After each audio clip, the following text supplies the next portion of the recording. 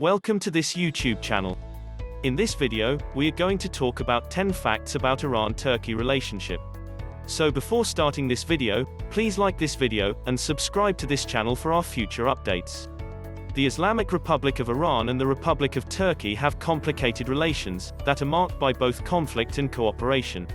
As part of the Iran-Turkey proxy war, both countries are fighting for power in the Middle East by supporting opposing proxies. Owing to their geographical proximity and common cultural, linguistic, and ethnic characteristics, the two countries are also major trading partners and are seen as mutually interdependent. Kurds, for example, are Turkey's second largest ethnic group after the Turks. Here are 10 interesting things about their relationship. Number 10. The Parthians, Achaemenids, Sasanians, Seljuks, Safavids, Afsharids, Ottomans, and Khajas all had empires and conquests in the region. The Ottomans, in particular, were strongly influenced by Persian culture as a Persianate community. In modern Turkish society, this historical tradition has been preserved. Iran and Turkey have long had a tense relationship over disputes in Syria, Libya, and the Caucasus. In certain situations, however, they share mutual interests, such as Kurdish separatism and the Qatar diplomatic crisis. Turkey has consulates in Mashhad, Tabriz, and Urmia, as well as an embassy in Tehran.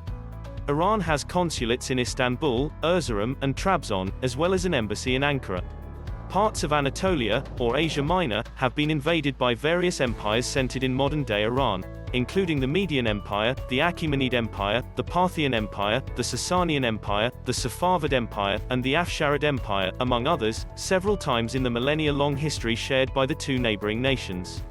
Asia Minor was one of the Achaemenid Empire's central regions in ancient times, with the cities of Sardis and Smyrna in western Anatolia being the most prominent. Up until the outcome of the Russo-Persian War, 1826–1828, and the ratified Treaty of Turkmenchay, Igdir Province, in what is now eastern Anatolia, was part of Qajar Iran. Number 9. Various empires based in what is now Turkey, such as the Byzantine Empire and the Ottoman Empire, made inroads into what is now Iran. In May 2010, Turkish Prime Minister Recep Tayyip Erdogan traveled to Tehran on an unscheduled trip with Brazilian President Lula da Silva to conclude an agreement to outsource Iranian uranium enrichment to his country in order to prevent further sanctions. Following the agreement, Erdogan turned the question back on the international community, saying, "In truth, Iran now has no nuclear weapons, but Israel, which is also in our region, has nuclear weapons. Both of them are the same distance away from Turkey." So far, what has the international community said about Israel? Is this the law of superiors or the law of superiors? Number 8. The Iranians consider Turkey's decision to host a radar system to track missiles fired from Iran as a significant break in ties. According to a 2012 Pew Research Global Attitudes survey, 54% of Turks oppose Iran obtaining nuclear weapons, 46% see a nuclear-armed Iran as a threat, and 26% support the use of military force to prevent Iran from developing nuclear weapons. Turkey has the highest proportion of people who believe Iran isn't a threat at all at 37%. Just 34% of Turkey's population supports stronger sanctions against Iran, compared to 52% who oppose them. Number 7. Turkey, the region's largest NATO member, hosted the construction of a NATO missile shield in September 2011, sparking a diplomatic crisis between Turkey and Iran. Iran claims the missile shield is a US plot to defend Israel from retaliation, if Israel attacks Iran's nuclear facilities. Following the Arab Spring, Ayatollah Ali Khamenei announced that Turkey should reconsider its policies on Syria, the missile shield, and the promotion of secularism in the Arab world. The behavior of Turkish statesmen towards Syria and Iran is wrong, and I believe they are acting in line with American goals, said Iranian Major General Yahya Rahim Safavi, adding that if Turkey does not distance itself from this unconventional political behavior, both the Turkish people and the neighboring countries will turn away from it. The NATO missile system, according to Turkey, does not pose a threat or threaten any specific country. Smet Ilmaz, Turkey's Minister of National Defense, insisted that the system's aim is to protect Europe as well as Turkey's stability. Number 6. On October 23, 2011, U.S. Secretary of State Hillary Clinton issued a warning to Iran about the U.S. involvement in Turkey, saying, "Iran would be badly miscalculating if they did not look at the entire region and all of our presence in several countries, both in bases and in training with NATO allies, such as Turkey." the head of the Iranian Guard's aerospace division threatened to attack Turkey in November 2011, if other countries invaded Iran. Turkey's relations with Israel have previously ignited tensions between Ankara and Tehran. Turkey's impartial position on Israel-Iran disputes, on the other hand, has ensured the continuity of friendly bilateral ties. Turkey-Iran trade is increasing, indicating the two countries' desire to reinforce their relations. Number 5. Since the Gaza War, 2008-09, the Gaza flotilla raid, 2010, and the 2014 Israel-Gaza crisis, Turkey's relations with Israel have deteriorated. Turkey had no diplomatic relations with Israel at the ambassadorial level from 2010 to 2016. On June 28, 2016, Turkey and Israel signed a normalization agreement that included a $20 million compensation fund from Israel for Turkish families affected by the Gaza-bound flotilla attack, the eventual return of ambassadors, and tentative talks on a natural gas pipeline. Since the Arab Spring, Iran's ties with Turkey have deteriorated due to the Turkish AKP government's active participation in regional conflicts between Shia and Sunni groups. Iran is a staunch supporter of Syrian President Bashar al-Assad's government, mostly Alawite, while Turkey's AKP government, with origins in political Islam, is a staunch supporter of the Syrian opposition, formed mostly of Sunni Muslims. Number 4. Both Turkey and Iran backed Egypt's 2011 revolution, and the subsequent Mohamed Morsi administration, while condemning Egypt's 2013 coup d'état. Iran and Turkey supported opposing groups, Shia and Sunni, respectively, during the 2015 military intervention in Yemen, resulting in official differences between Recep Tayyip Erdogan and Mohammad Javad Zarif. Iran and terrorist groups must withdraw, Erdogan said, to which Zarif responded, Turkey makes strategic mistakes.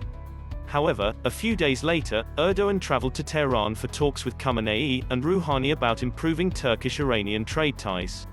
Turkey, a constitutionally secular state, had maintained a neutral foreign policy against religious and sectarian tensions in the region prior to the election of the Islamist AKP government in 2002.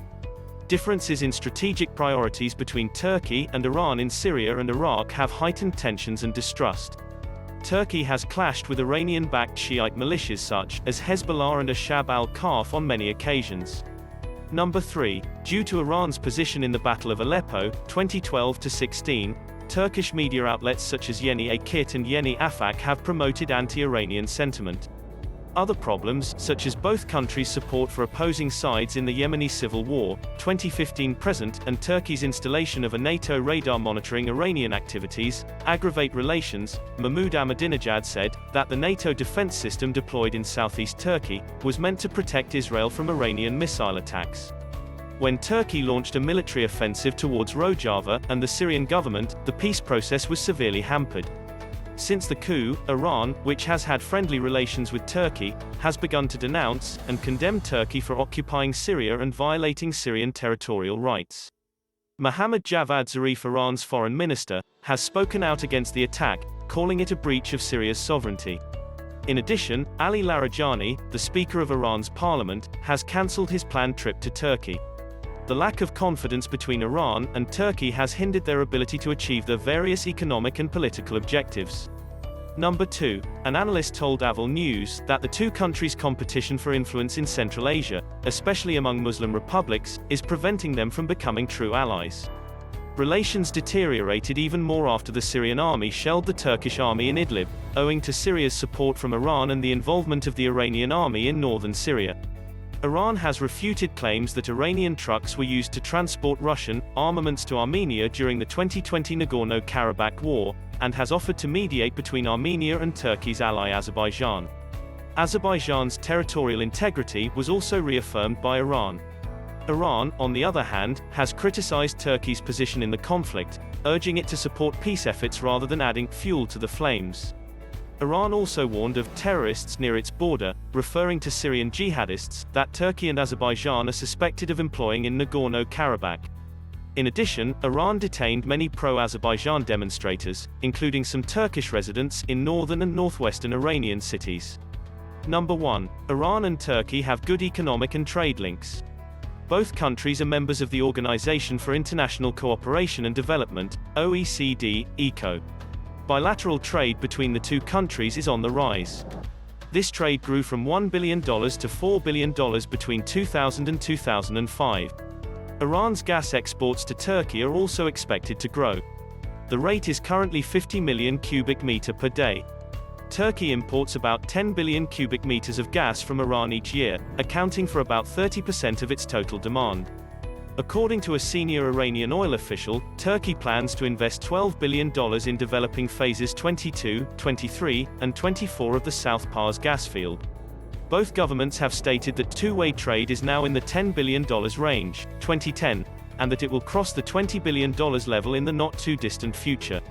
The gas from 3 phases of Iran's South Pars gas field will be re-exported to Europe in 50% of the time.